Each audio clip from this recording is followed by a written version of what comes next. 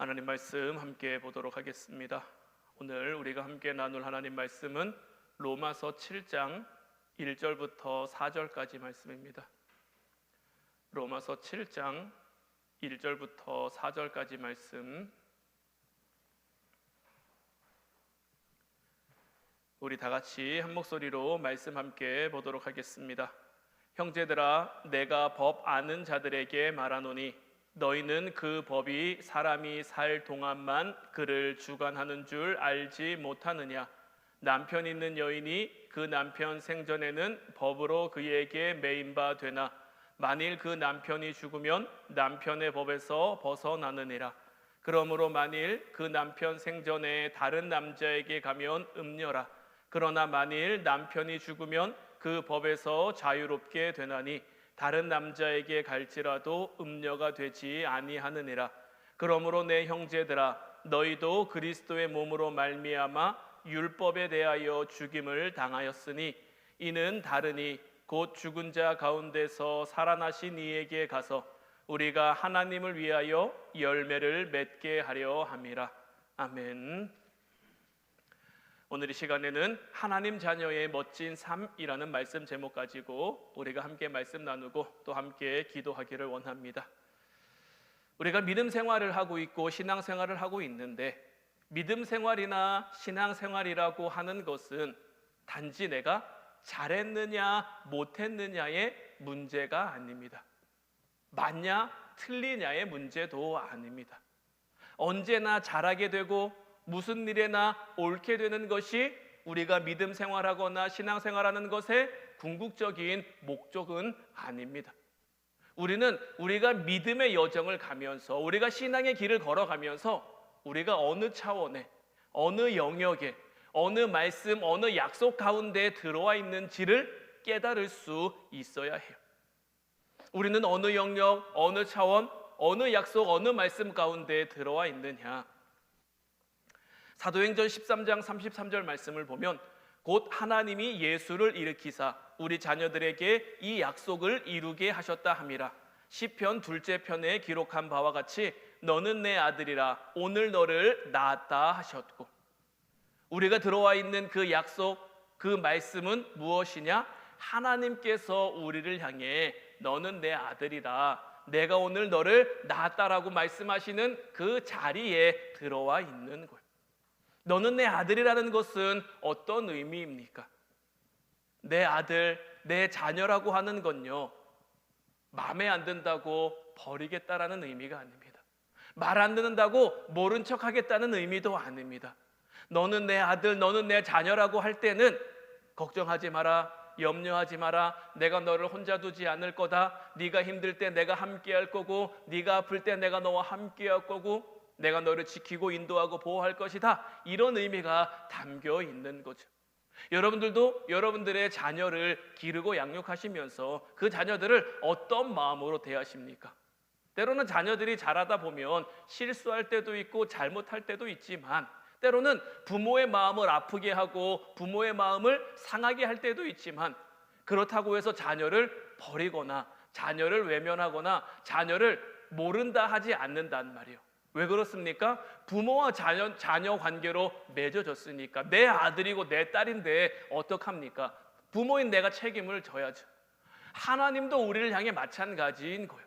하나님께서 우리를 향해 너는 내 아들이다, 너는 내 자녀다, 이렇게 말씀하신 것은 내가 너를 결코 혼자 두지 않을 거다. 이 세상 가운데 때로는 네가 힘들 수도 있지만, 때로는 어려울 수도 있지만, 그 가운데 너는 결코 혼자가 아니다라는 의미를 가지고 있는 거예요. 그러니 우리에게 맡겨진 믿음의 삶을 살면서, 신앙의 삶을 살면서 우리가 단지 잘하느냐 잘하지 못하느냐 그거 가지고 씨름할 게 아니라, 뭐가 맞고 뭐가 틀린 것 갖고 씨름할 것이 아니라, 하나님 자녀다운 멋진 삶을 살아가라고 하나님은 우리에게 말씀하시는 거예요. 너는 내 아들이다, 너는 내 자녀다, 이 말 안에는요 이런 보장과 이런 격려가 담겨 있는 거예요. 그러니 이제 우리 자신을, 우리가 지난 수요기도 시간에 말씀에 나눈 것처럼 죄에게 바칠 것이 아니라, 죄에게 매일 것이 아니라 우리 자신을 있는 모습 그대로 하나님께 드려야죠. 하나님께 드리는 자리로 나아가야 하는 거예요. 하나님께서는 예수님을 우리에게 보내신 그 이후로 우리 곁을 떠나신 적이 단 한 번도 없습니다. 예수님의 부활과 함께 모든 성도들을 향해 성령 하나님을 보내주셨기 때문이죠.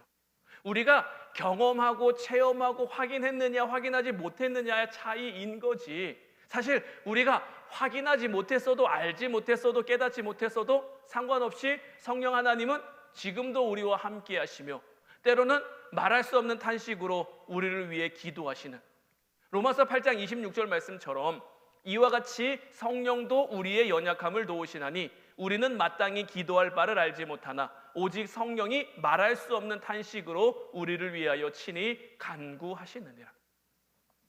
말할 수 없는 탄식이라는 게 뭘 의미하는 걸까요? 말할 수 없는 탄식이라고 하는 건요, 하나님이 우리와 함께 계신다는 그 의미를 담고 있는 거예요. 우리는 하나님께서 허락하신 이런 명예로운 지위, 명예로운 자리, 영광스러운 그 은혜를 알 수 있어야 되는 거예요. 은혜가 우리를 이 자리로 인도한 거죠. 지난 시간 우리가 나눴던 말씀의 제목이 뭐였죠? 부재에서 임재로. 우리 스스로가 하나님이 없는 부재의 자리로 갔는데 하나님께서 등 돌린 우리를 향해, 고개를 돌린 우리를 향해 친히 찾아와 주셨고 하나님의 임재가 우리에게 임함으로 말미암아 더 이상 부재가 힘쓸 수 없는, 부재는 절대 임재를 이길 수 없다라고 말씀을 드렸죠. 이로 인해서 우리에게 주어지는 것은 뭐냐? 더 이상은 우리가 죄의 법 아래에 있는 것이 아니라 하나님이 우리에게 주신 은혜 아래에 있게 됐다라는 거예요.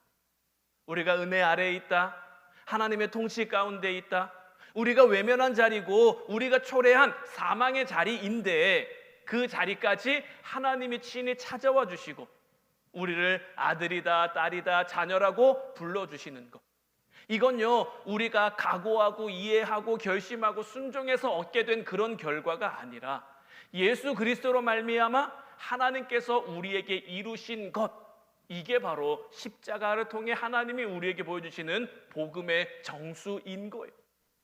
오늘 말씀에서도 계속하는 이야기, 죄와 우리와의 관계는 끝이 났다. 어떻게 끝이 났습니까? 부재가 없어진 거죠. 하나님 부재의 영역, 부재의 자리가 없어졌기 때문에 죄와 우리의 관계는 끝이 나버렸단 말이에요.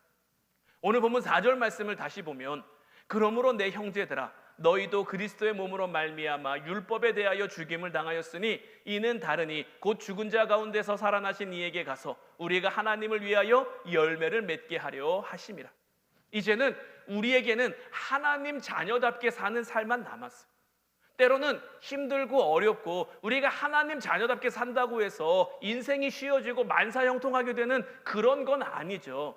지난 시간에도 말씀드렸던 것처럼 여전히 어렵지만, 여전히 힘들지만 하나님께서 우리를 통해 일을 이루어 가신다라는 것. 이스라엘 백성들이 출애굽하고 광야의 길을 걷습니다. 광야에서 사는 게 쉽습니까? 어렵습니까?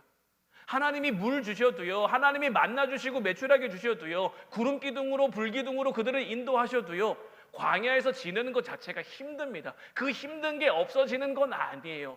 다만 그것을 통해 하나님이 우리에게 보여주시는 건 뭡니까? 내가 늘 너와 함께한다. 내가 늘 너를 지킨다, 인도한다. 그러니 너는 믿음으로 하나님의 자녀답게 살아가라는 거예요.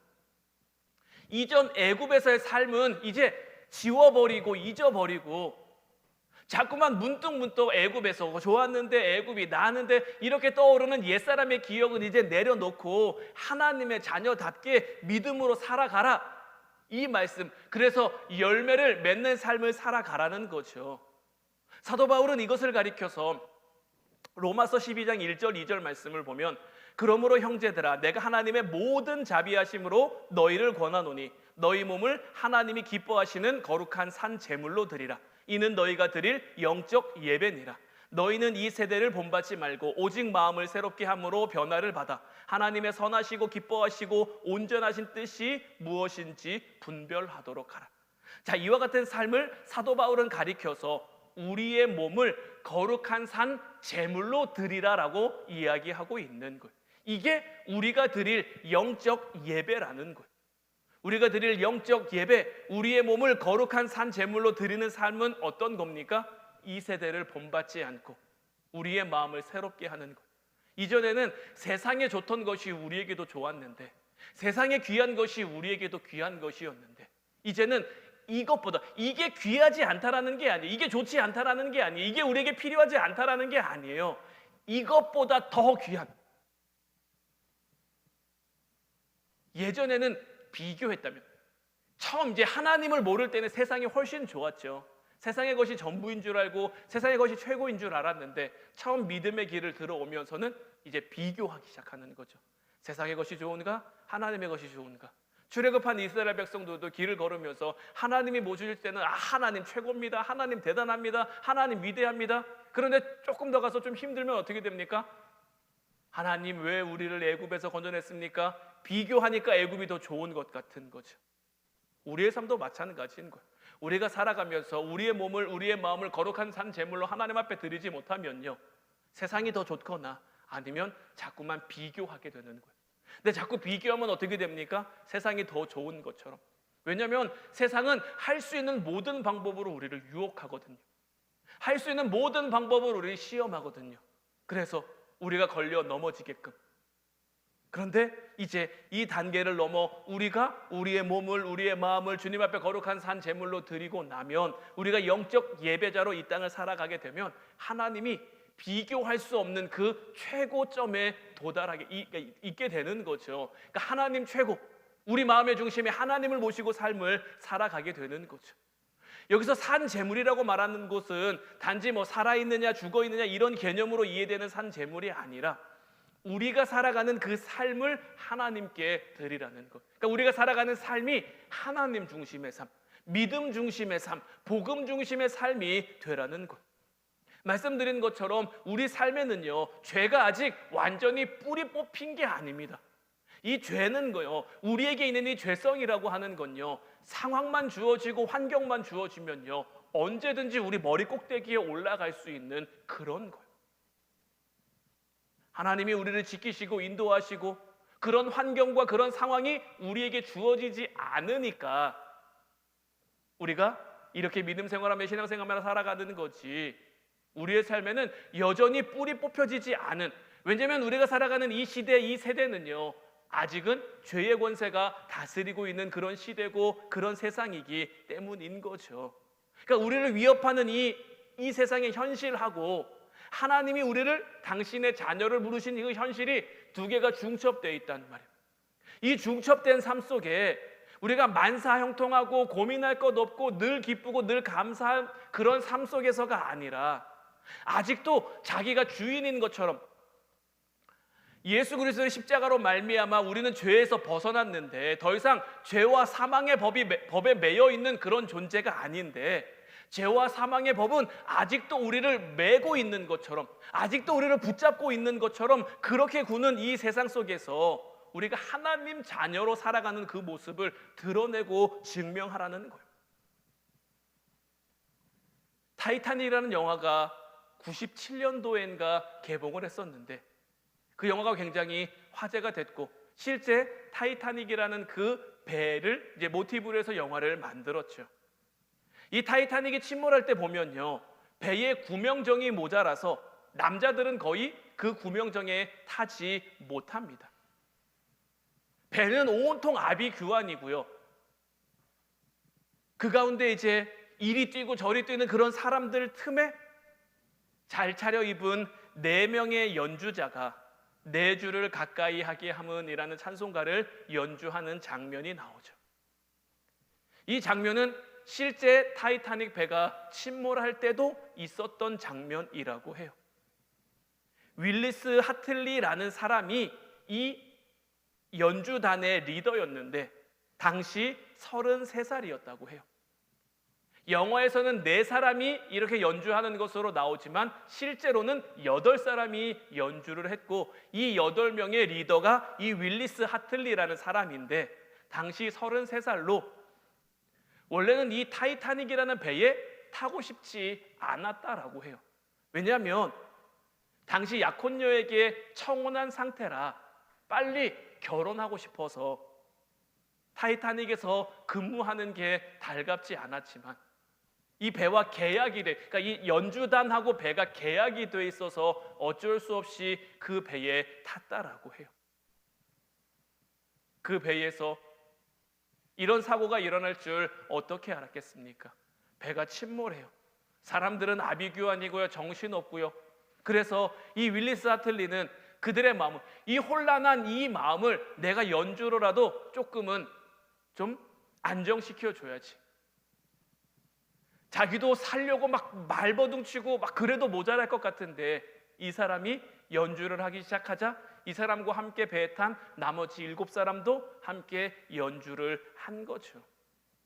영화에서도 네 사람이지만 굉장히 우리에게 울림을 주고 도전을 주는 그런 장면으로 그려져 있어서 아직도 제 머릿속에 마음속에 남아있는 장면 가운데 하나인데, 이 장면을 보면서 좀 제가 그려지는 게 뭐냐면, 이들이, 그러니까 이 윌리스 하틀리라는 사람이 그 영국 성공회 선교사님의 아들이라고 해요. 그러니까 믿음 안에서 신앙 안에서 이렇게 자라왔고 끝까지 이제 그것을, 이 찬송가가 뭡니까? 내 주를 가까이 하게 함은, 끝까지 주님과 가까이 하겠다. 죽음이 다가온 순간이지만, 정말 세상이 다 끝난 그런 상황이지만 주님 가까이에, 끝까지 주님 가까이에 있겠다는 그 마음을 담아 그 찬송가를 연주한 거죠. 윌리스 하틀리는 결국 그 배에서, 침몰하는 배에서 목숨을 잃었고 침몰 2주 후에 수색 중에 발견되는데, 발견된 이 하틀리의 시체는 그 바이올린 그 가방을 메고 있었다라고 하고요. 그 케이스 안에 바이올린이 들어 있었고 그 바이올린은 아직도 남아서 지금 뭐 전해져 내려온다라고 이렇게 하더라고요. 그러니까 저는 이 장면을 통해서 여러분들과 어떤 좀 그림을 나누고 싶냐면, 우리에게 닥치는 어떤 것, 그 타이타닉, 침몰하는 타이타닉은요 어쩜 우리가 살고 있는 세상과 똑같을 수도 있습니다.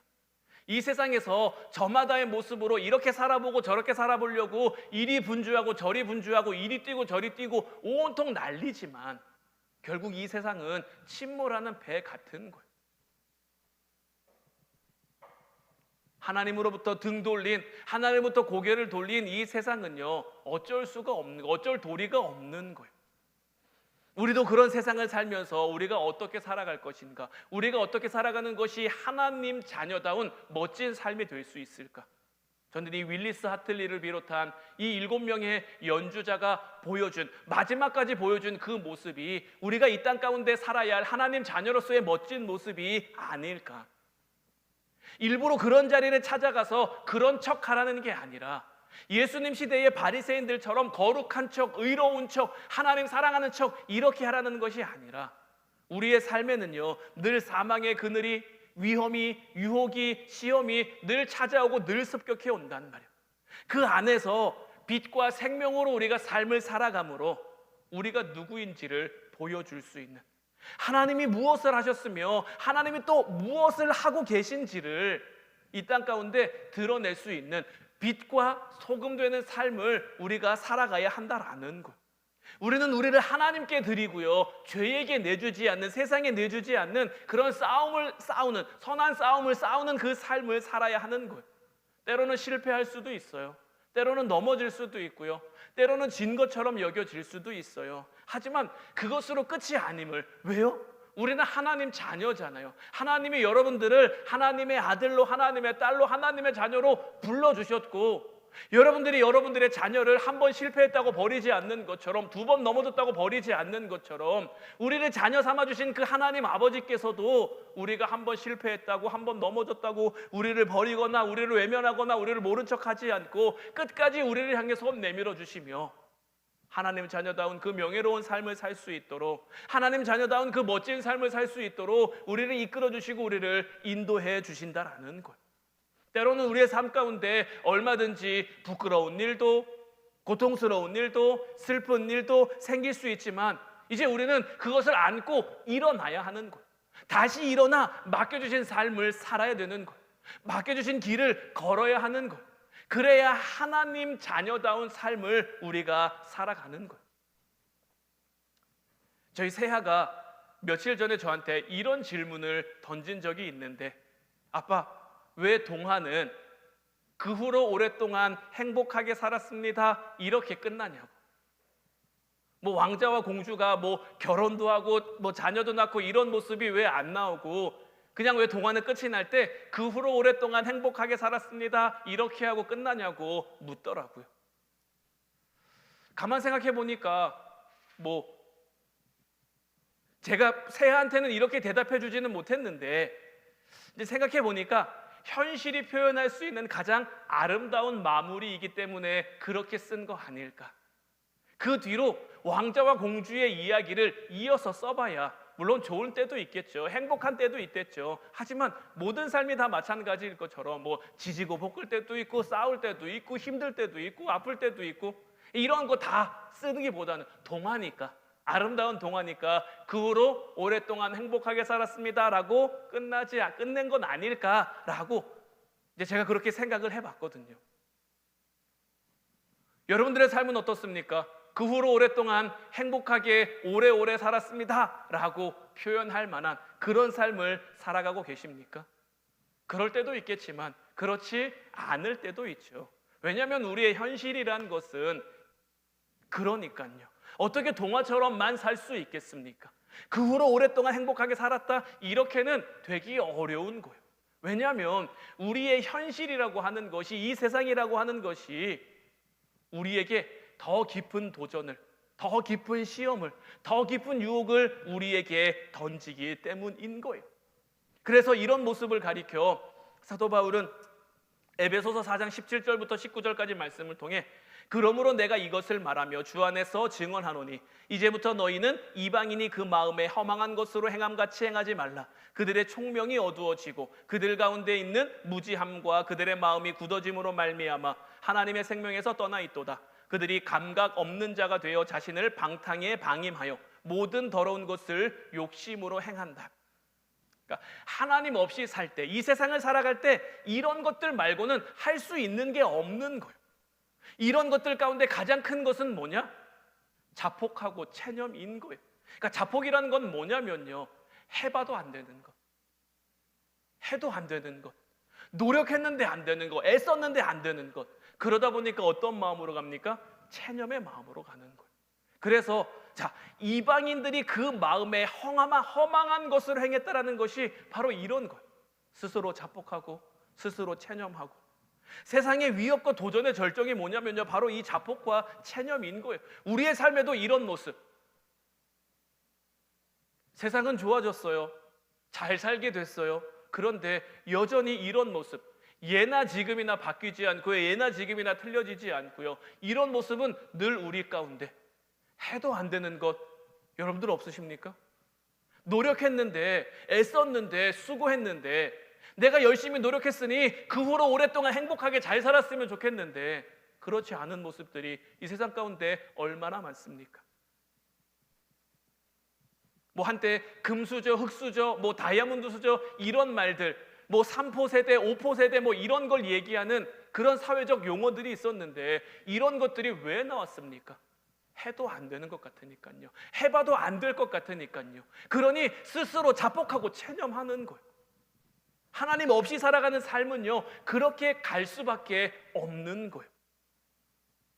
그래서 이런 시대 가운데 사도 바울이 우리에게 권면하는 것은 뭐냐? 이어서 20절부터 24절까지 말씀도 보면, 오직 너희는 그리스도를 그같이 배우지 아니하였느니라. 진리가 예수 안에 있는 것 같이 너희가 참으로 그에게서 듣고 또한 그 안에서 가르침을 받았을진데, 너희는 유혹의 욕심을 따라 썩어져가는 구습을 따르는 옛 사람을 벗어버리고 오직 너희의 심령이 새롭게 되어 하나님을 따라 의와 진리의 거룩함으로 지으심을 받은 새 사람을 입으라. 그리스도 안에 새롭게 된 우리는 이제 자폭하거나 핑계하거나 체념하는 삶을 살지 말라는 거예요. 사도 바울은 우리에게 너희는 예수 그리스도를 그같이 배우지 않았다라고 이야기하고 있는 거예요. 그렇다고 새삼스럽게 우리 보고 어떻게 하라 이렇게 이야기하는 것이 아니라 이제 우리는 새 사람이라는 거예요. 새 사람을 입으라는 거예요. 여러분들은 옷을 입을 때 옷을 어떻게 여러분들이 만들어서 입습니까? 물론 뭐 이렇게 저렇게 맞춰서 위아래 옷을 이게 어울리게, 이게 이렇게 어울리게 저렇게 어울리게 뭐 코디할 수는 있겠지만, 여러분들이 바지를 만들어 입고 위에 티를 만들어 입고 자켓을 만들어 입고 이러는 거 아니죠. 그냥 옷을 입는 거죠. 지금 사도 바울도 이야기하는 건 뭡니까? 새 사람을 입으라는 거예요. 새 사람을 어떻게 입습니까? 이 새 사람은 어떻게 됩니까? 하나님이 우리를 통해 만들어 가실 거예요. 우리가 믿음의 삶을 살아가면요, 우리가 하나님께 붙들린 삶을 살아가면요, 하나님이 그렇게 여전히 현실은 어둡지만, 여전히 세상은 암담하지만, 하나님이 우리가 새 사람을 입을 수 있도록, 새 사람을 입어 새로운 삶을 살아갈 수 있도록 우리의 삶을 이끌어 가시고 인도하신다라는 거예요. 그럼 새 사람은 뭡니까? 말씀드린 것처럼 그렇게 지으심을 받은 사람, 심령이 새롭게 된, 하나님을 따라 의와 진리의 거룩함으로 지으심을 받은 사람, 우리가 그렇게 돼야지 해서 되는 사람 아니고요, 우리가 그렇게 될 거야 해서 될 수 있는 사람 아니고요, 우리 안에 오신 그 성령이, 우리 안에 내주하시는 성령이 우리를 그렇게 이끌어 가시는 거죠. 우리를 그렇게 만들어 가시는 거죠. 그래서 자, 25절부터 29절까지 말씀도 이어서 계속해서 보면, 그런즉 거짓을 버리고 각각 그 이웃과 더불어 참된 것을 말하라. 이는 우리가 서로 지체가 됨이라. 분을 내어도 죄를 짓지 말며 해가 지도록 분을 품지 말고 마귀에게 틈을 주지 말라. 도둑질하는 자는 다시 도둑질하지 말고 돌이켜 가난한 자에게 구제할 수 있도록 자기 손으로 수고하여 선한 일을 하라. 무릇 더러운 말은 너희 입 밖에도 내지 말고 오직 덕을 세우는데 소용되는 대로 선한 말을 하여 듣는 자들에게 은혜를 끼치게 하라. 이 말씀은요, 우리가 단지 이 세상 가운데 뭐 도덕성을 가지고 윤리적인 삶을 살아야 된다 이렇게 이야기하고 있는 것이 아닙니다. 이게 옳다가 아니라 이게 하나님의 자녀다운 길이라는 거예요. 말씀드린 것처럼 우리가 이 길을 걸어가면서 때로는 넘어질 수도 있어요. 때로는 실수할 수도 있어요. 때로는 잘못할 수도 있어요. 그러나 내가 한번 실수했다고, 내가 한번 잘못했다고 나는 안 돼, 나는 틀렸어, 나는 못해 이렇게 체념하고 절망하고 자폭할 것이 아니라 다시 일어서서, 왜요? 하나님이 우리로 하여금 새 사람을 입게 하실 거니까요. 그 새 사람을 입어 맡겨주신 삶을, 하나님의 자녀다운 멋진 삶을 살아가라고 말씀하시는 거예요. 여러분들은 예수 그리스도 안에서 무엇을 보며 살아가고 계십니까? 여러분들은 예수님의 십자가를 통해 무엇을 보고 계십니까? 예수님의 십자가가 여러분들 삶에 어떤 영향을 끼치고 있습니까? 여러분들, 예수님의 십자가가 여러분들 삶에 어떤 의미입니까?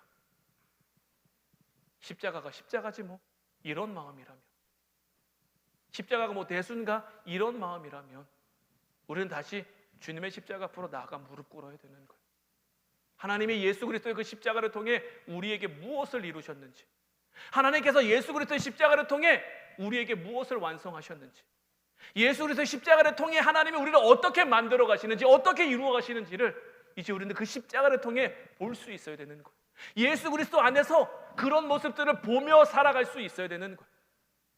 하나님이 예수님을 통해 우리에게 약속한 것을 이루실 거예요. 하나님이 예수님을 통해 우리에게 말씀하신 바를 다 이루어 가실 거예요. 그러니 주신 믿음 가운데 이제 가슴 당당하게 펴고 하나님 자녀다운 삶을 살아갈 수 있는, 세상은 우리 안아주지 않을 수 있지만, 세상을 우리는 몰라, 세상은 우리를 모른다 할 수 있지만, 세상은 우리를 손가락질하고 어리석다 하고 미련하다 할 수 있지만, 그래서 때로는 눈물 나고 한숨 쉬어지는 우리의 삶일 수 있지만, 그런 우리의 삶 가운데 하나님이 우리를 통해 만드시는 것이 얼마나 위대한 것인지, 내가 그것을 예수님을 통해 볼 수 있다면, 내가 예수님의 그 십자가를 통해 그것을 깨달을 수 있다면 그것을 향해 나아가야 되지 않겠습니까?